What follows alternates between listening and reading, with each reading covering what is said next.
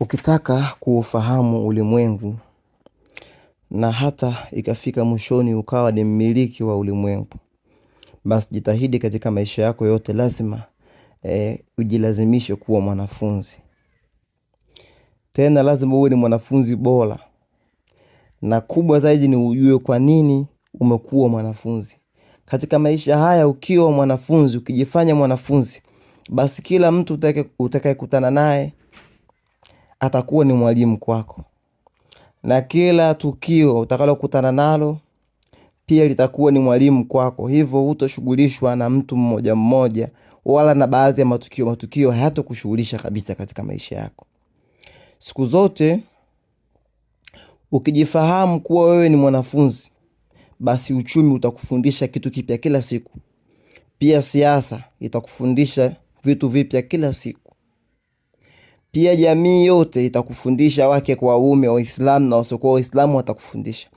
Mazingira kwa ujumla yatakufundisha, safari itakufundisha, meneja wa ofisini kwenu atakufundisha, mtandaoni wote kote utafundishika. Unajua siku zote waweza kujifahamu kama ufahamu kitu. Yaani wewe unajua mimi sifahamu kitu katika maisha. Ama nafahamu kitu lakini licha ya kufahamu mambo bado utaendelea kujifunza ili kufahamu zaidi. Hiyo ndiyo kanuni ya mmiliki wa ulimwengu. Unaweza kuwa mwanafunzi mzuri ikiwa tu utatambua kusudi la wewe kuwa mwanafunzi. Pana wengi ni wanafunzi hawafahamu kusudi la wao kuwa wanafunzi, na ndio maana wamekuwa ni wanafunzi wabishanaji, wakisoma elimu wasomi wabishanaji, wasomi wajuaji. Siku zote kuna wakati kuona na kusikia huwa ni kweli, lakini pia kuna wakati kuona na kusikia huwa ni maoni tu. Uwezo wa kugundua maoni au kweli unapatikana kwa mtu ambaye anataka kusoma kweli au alisoma kweli, mwenye uwezo wa kupalilia akili yake.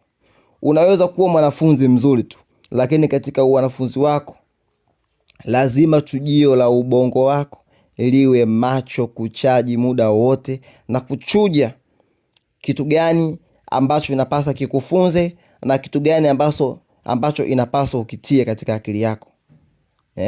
Kipi ni juisi ya midi unywe katika ubongo na yapi ni makapi uyatupe. Lakini siku zote unafundishwa kuhusu njia za kufikia mafanikio, lazima uchuje njia hizo. Siku zote ukifuata uzuri wa njia, yani kwa sababu tu huyu ndo msimamo wangu nisome kwake. Ukifuata uzuri wa njia, waweza ukafika katika njia, waweza ukafika kusiko safari. Waswahili wanasema. Je, safari ya huyu anayekufundisha na safari ya wewe mpo safari moja, au kwa sababu barabara safi anakupalilia na wewe unamfuata? Utafika kusiko safari. Hivyo basi, ikiwa unafahamu vyema mwili wako, ubovu wa viungo vyako, utachagua mziki wa kucheza. Asije mtu akakuchagulia mziki wa singeli kucheza na wakati wewe ni mbovu wa kiuno au mbovu wa miguu, atakupoteza njia.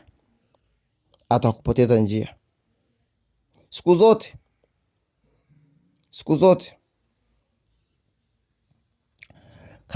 katika pia njia ya kujifunza zaidi, tupo kwenye ulimwengu ambao tunakutana na walimu wa mahusiano, walimu wa kazi, walimu wa kiroho, walimu wa njia za mafanikio, lazima tupalilie akili zetu, kwa kuwa kwao kuna maoni tofauti na wao wana mitazamo yao. Tujifunze hata katika mimea ama katika shamba la akili. Shamba la akili, mimea inapokuwa, siku zote utuonesha njia gani, utuonesha njia gani. Unajua mtu tu katika kujifunza kwake aweza aonesha baadaye atakuja kuwa nani, lakini wewe hayo ulojifunza mpaka sasa wajiona unakuwa nani baadaye. Jifunze katika mtu unayempenda na unayemchukia. Jifunze kwa mwenye afya na mgonjwa. Jifunze kwa aliye hai na hata aliyekufa. Jifunze katika ukame, katika magonjwa, katika dhiki na faraja. Ndiyo, jifunze hata katika dhoruba. Jifunze kwa kila mtu, kwa kila kitu. Kila unapoianza siku, kuwa mwanafunzi katika kila ndoto. Kuwa mwanafunzi katika kila ndoto. Kuwa mwanafunzi.